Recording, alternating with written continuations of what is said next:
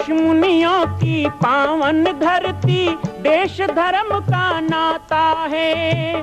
कहते सारे लोग यही हैं, गो हमारी माता है।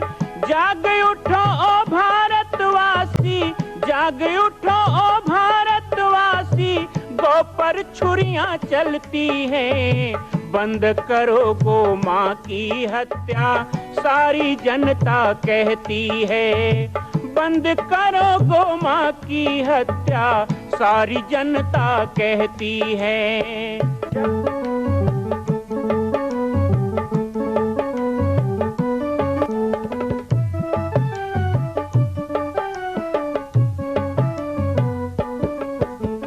जगह जगह पर बूचड़ खाना, लाखों गौएं कटती हैं।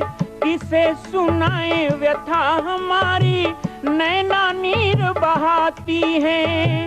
रक्षा करना गौ माता की, रक्षा करना गौ माता की, गीता ज्ञान सिखाती है। बंद करो गो माँ की हत्या, सारी जनता कहती है। बंद करो गो माँ की हत्या, सारी जनता कहती है।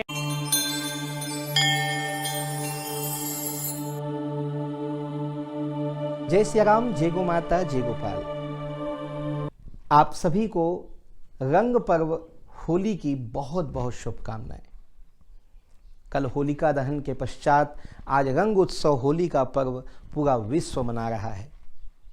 होली के पर्व पर बाबा जी की पाती कार्यक्रम के माध्यम से हम आप सब के साथ होली का आनंद बांटने के लिए उपस्थित हुए हैं। बहुत दिनों के बाद आज मैं आप सब के सामने आ रहा हूं। मैं आप सभी से जुड़े रहता हूं विभिन्न माध्यमों से। आप मुझे व्हाट्सएप के माध्यम से, फेसबुक के माध्यम से और मेरे यूट्यूब चैनल के माध्यम से भी देख पाते हैं, सुन पाते हैं।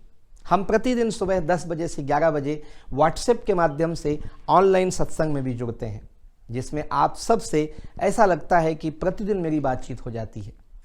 लेकिन बाबा जी की पाती कार्यक्रम में इस तरह से आप सब के साथ जुड़ना, इस समय का मुझे भी इंतजार होता है। आशा करता हूं कि आपको भी इंतजार होता होगा।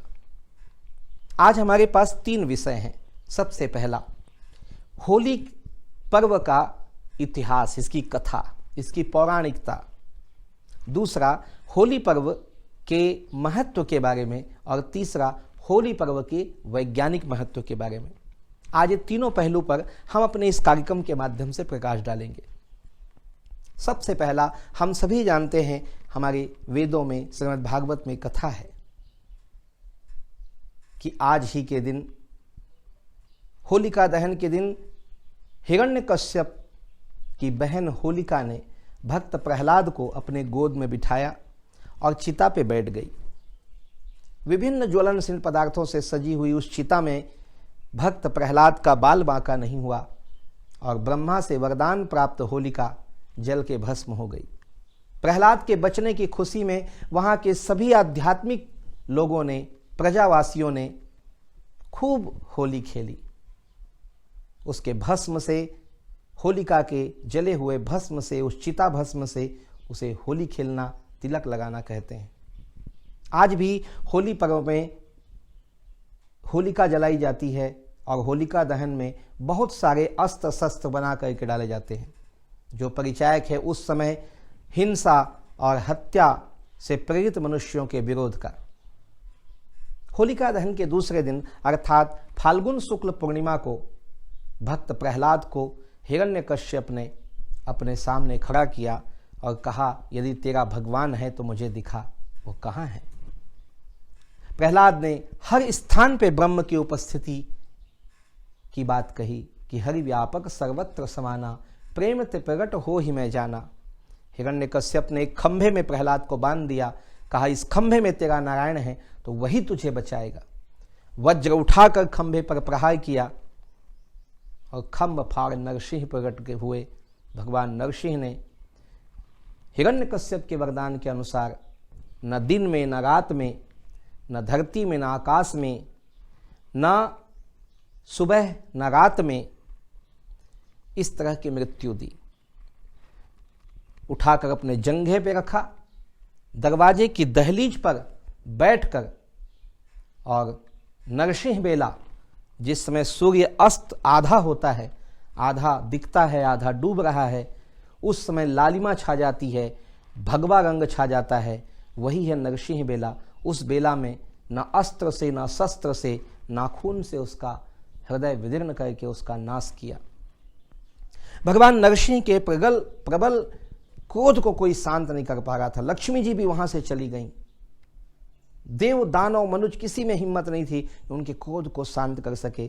भक्त प्रहलाद जब सामने खड़े हुए तो जैसे बछड़े को गाय चाटती है, नरसिंह अपने गोद में प्रहलाद को लेकर प्रेम करने लगे। प्रहलाद का राज्याभिषेक हुआ और इस तरह धर्मराज्य की स्थापना हुई। होली के महत्व के बारे में बात करें तो मैं बिल्कुल इस पक्ष में हूं कि होली में हुड़दंग ना करें। होली में गाली गलौज करना, तमाशे करना, जुआ खेलना, मांस मदिरा का सेवन करना, ये गलत है। कई लोग होली में कहते हैं हम भांग पिएंगे, हम शराब पिएंगे, हम ये करेंगे, सब गलत है। होली प्रेम का पर्व है। एक दूसरे के गालों पर, मस्तक पर गुलाल लगाएं, रंग बिरंगे गुलाल से सबका स्वागत करें, और केमिकल युक्त गुलाल से नहीं, इसके जगह हर्बल गुलाल का उपयोग करें। रंग भी आजकल केमिकल वाले लगाकर शरीर में विभिन्न प्रकार की बीमारियां हो जाती हैं। उसके जगह पर हमारे यहाँ पलाश के फूल का रस निकाला जाता था। ना कर सकें तो आप प्राकृतिक रंगों का उपयोग करें, या फिर रंग का उपयोग ना भी करें तो भी कोई बात नहीं, केवल गुलाल तिलक से काम चलाएं। लेकिन ये कहना गलत है कि होली में पानी की बर्बादी होती है, मैं इसका पक्ष नहीं लेता। यदि कोई कहता है कि दिवाली में दिए ना जलाओ, होली में रंग ना लगाओ, एक बात बताइए, क्या यही बात हम दूसरे लोगों को कह सकते हैं? जो लोग अपने त्योहार के नाम पे जीवों की हत्या करते हैं, क्या उनको ये पर्यावरणविद लोग कह सकते हैं?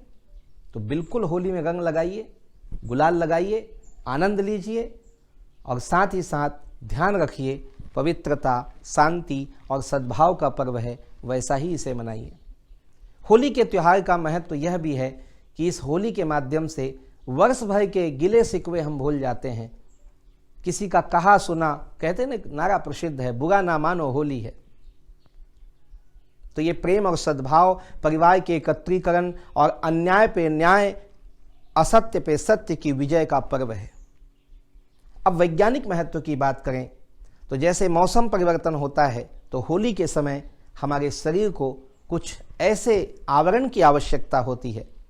टिश्यू उबाल करके, पलाश उबाल करके उसका रंग बनाना, उसमें कपूर, इलायची डालना और उससे स्नान करना या एक दूसरे को नहलाना, यह हमारे त्वचा के लिए लाभप्रद था।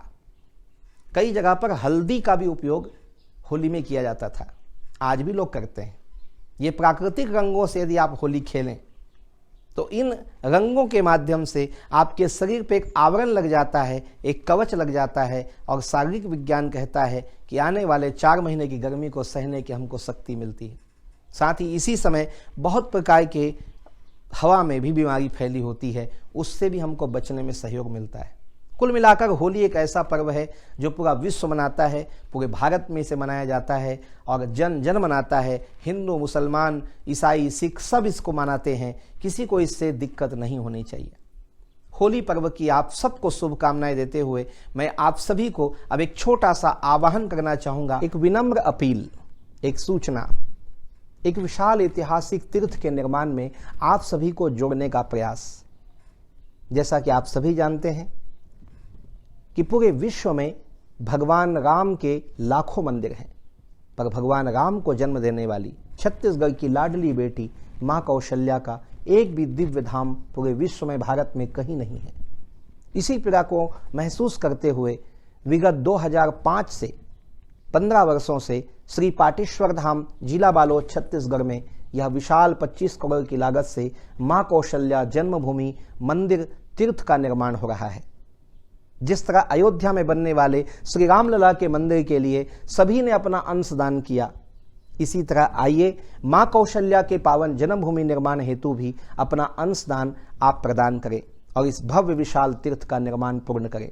यदि आप चाहते हैं कि आपका भी नाम इस विशाल तीर्थ में अंकित रहे हजारों वर्षों के लिए, तो यहाँ बनने वाले कीर्ति स्तंभ में आपका भी नाम स्वर्णाक्षरों में लिखा रहेगा। हमने बहुत सरल व्यवस्था की है। आप 1 लाख दें, 51,000 दें, 21,000 दें, हमारा अकाउंट नंबर है। लेकिन हम चाहते हैं कि आप मात्र 1,000 रुपये प्रति वर्ष देने का संकल्प करें। यदि आप 1,000 रुपये प्रति वर्ष देने का संकल्प करते हैं, हमारे इस व्हाट्सएप नंबर पर हमें मैसेज आप भेज दें, अपना संकल्प, अपनी घोषणा, एक सम्मान पत्र आपको बना करके दिया जाएगा। साथ ही साथ एक पत्रक प्राप्त होगा जिसमें लिखा हुआ है कि आप इस राशि की घोषणा करें, 1,000 रुपये जमा करें, अगले वर्ष फिर जमा करें, जितने वर्ष तक आप जमा कर सकते हैं करें, और जब आपको लगता है कि आगे मैं नहीं कर सकता, एक मैसेज कर दें, आपकी राशि अब नहीं ली जाएगी।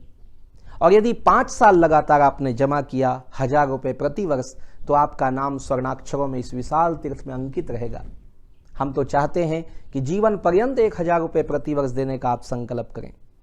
आपका एक छोटा सा योगदान, जो कि 80 रुपये महीने का या 1,000 रुपये वर्ष का कोई बहुत बड़ा दान नहीं है, लेकिन एक छोटा सा दान आने वाले इतिहास में स्वर्णाक्षरों में आपका नाम भी अंकित कराएगा और माँ कौशल्या का दिव्य धाम छत्तीसगढ़ की धरा में भारतवर्ष का मान संवर्धन करेगा।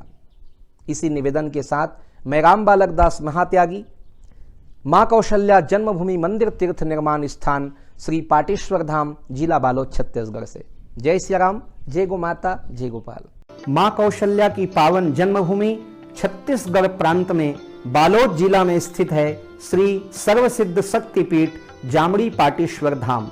परम पूज्य सद्गुरुदेव राजयोगी बाबा जी की तपस्थली श्री पाटेश्वर धाम और विश्व के अद्वितीय मां कौशल्या जन्मभूमि मंदिर निर्माण का दर्शन करने और इसी प्रकार समसामयिक विषयों पर अपना ज्ञानवर्धन करने के लिए और 10,000 गायों के लिए बनने वाले श्री हनुमान नंदीशाला गो अभ्यारण्य का समाचार प्राप्त करने के लिए आप सभी देखते रहें YouTube चैनल पर राम बालक दास, और हमारे चैनल को आप सभी सब्सक्राइब करें, घंटी का बटन दबाएं ताकि आप सूचनाओं से जुड़े रह सकें। जय श्री राम, जय गो माता, जय गोपाल।